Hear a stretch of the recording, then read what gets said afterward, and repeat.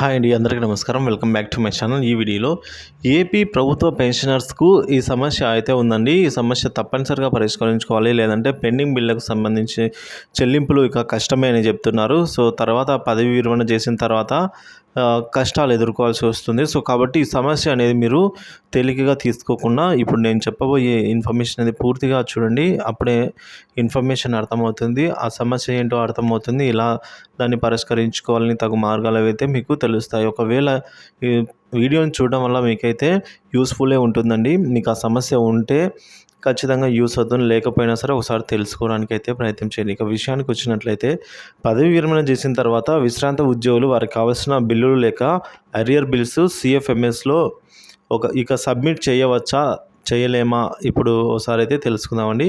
So పదవి విరమణ చేసిన తర్వాత పెన్షనర్ అవుతారు. సో పెన్షనర్ కానీ విశ్రాంత ఉద్యోగి కానీ వారికి రావాల్సిన బిల్లులు లేదా అరియర్స్ సిఎఫ్ఎంఎస్లో సబ్మిట్ చేయవాలనా, లేకపోతే ఉద్యోగుల వల్లే సిఎఫ్ఎంఎస్లో అప్లోడ్ చేయాలా, లేదంటే వేరే ప్రాసెస్ ఏమైనా ఉందా అనేది ఇప్పుడు చూద్దాం ఫ్రెండ్స్. సో ముందుగా జూలై 1, 2018 పదవి విరమణ చేసిన వారికి రావాల్సిన డిఆర్ అరియర్స్ కానీ లేదా పదవి విరమణ బెనిఫిట్స్ కానీ బిల్లులు ఇప్పుడు సిఎఫ్ఎంఎస్లో సబ్మిట్ చేయడానికి ప్రయత్నం చేస్తే వారి సిఎఫ్ఎంఎస్ ఐడి ఓపెన్ కావడం లేదు. అందువల్ల వారి బిల్లులు సబ్మిట్ చేయలేకపోతున్నారు. దీనికి ఒక ముఖ్య కారణం కూడా లేకపోలేదు. సో ఆ కారణం ఏంటంటే, ఈ మధ్య కాకినాడ జిల్లా సామర్లకోట సబ్ ట్రెజరీకి చెందిన విశ్రాంత ఉద్యోగి ఒకరు తమ డిఆర్కు సంబంధించిన బిల్లులు సబ్మిట్ కాలేదని ఆ విషయము తెలుసుకొని వారి అధికారి ద్వారా అయితే సబ్మిట్ చేయడానికి ప్రయత్నం చేస్తే వారి సిఎఫ్ఎంఎస్ ఐడి ఎనేబుల్ కాలేదు. పలుసార్లు ప్రయత్నం చేసినా సబ్మిట్ చేయలేకపోయారు. ఇక నుంచి విశ్రాంత ఉద్యోగులు బిల్లులు సబ్మిట్ చేయడానికి సాఫ్ట్వేర్ తీసుకోవడం లేదు. ఆ సాఫ్ట్వేర్ అని అయితే ఆ ట్రెజరీ వారు ఆయనకి సమాధానం అయితే చెప్పారు ఆ విధంగా. సో దీనికి ముఖ్య కారణం ఏంటంటే, ఇటీవల అన్ని ఆఫీసుల్లో క్యాడర్లో స్ట్రెంత్ అప్డేట్ చేయడం జరిగింది. అందువల్ల అక్కడ పనిచేస్తున్న వారి సిఎఫ్ఎంఎస్ ఐడీలు మాత్రమే అందుబాటులో ఉన్నవి. మిగిలిన అంటే పదవి విరమణ చేసిన వారి సిఎఫ్ఎంఎస్ ఐడీలు కంప్యూటర్లో ఎనేబుల్ కాలేదు, అంటే అవి తొలగించబడినవనే అర్థము. సో సబ్ ట్రెజరీ అధికారిని అడగడం జరిగింది. సో ఏదైనా వ్యక్తిగత బిల్లు సబ్మిట్ చేయాలి అంటే ఎలా అని, దానికి సిఎఫ్ఎంఎస్ ఐడి కోసం ఇన్సిడెంట్ రైస్ చేయాలని, అప్పుడు డిఫాల్ట్గా మీ ఐడి కనిపిస్తుందని, అప్పుడు బిల్లులు సబ్మిట్ చేయవచ్చని తెలిపారు. ఇప్పుడు ఉన్న ఈ విధానాన్ని పెండింగ్ బిల్లులు సబ్మిట్ చేయడానికి కష్టపడవలసి వస్తుంది.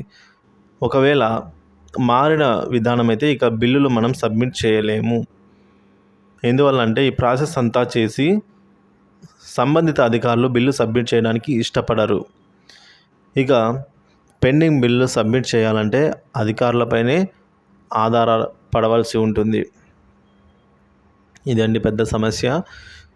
సో దీనికోసమే రాష్ట్ర పెన్షనర్ల సంఘాన్ని పెన్షనర్స్ కోరేది ఏమనగా, విశ్రాంత ఉద్యోగులు తమ పెండింగ్ బిల్లు సబ్మిట్ చేయడానికి సిఎఫ్ఎంఎస్ సైట్లో పెన్షనర్స్ సిఎఫ్ఎంఎస్ ఐడి ఎనేబుల్ అయ్యేలా సాఫ్ట్వేర్లో మార్పులు చేయమని ఈ విధంగా డిటిఏ అమరావతి వారిని కోరాలి. అలా సిఎఫ్ఎంఎస్ ఐడి ఎనేబుల్ అయితేనే బిల్లు సబ్మిట్ చేయగలుగుతాం, లేదంటే సబ్మిట్ తీసుకోదు. ఐడి అనేది ఎనేబుల్ నాట్ డిసేబుల్ అయి ఉన్నది చూపిస్తుంది. సో అసలు లాగిన్ కాలేము. సో ఇప్పుడిప్పుడే కొంతమంది పెన్షన్లు తమ పెండింగ్ బిల్లు సబ్మిట్ చేయలేక ఆందోళన పడుతూ ఉన్నారు. అందువల్లే మనకి ఈ విషయం అయితే వెలుగులోకి వచ్చింది. ఈ సమస్యను పరిష్కరించి విశ్రాంత ఉద్యోగులు ఆందోళన తగ్గించవలసిందిగా మనమైతే కోరవలసి ఉంది.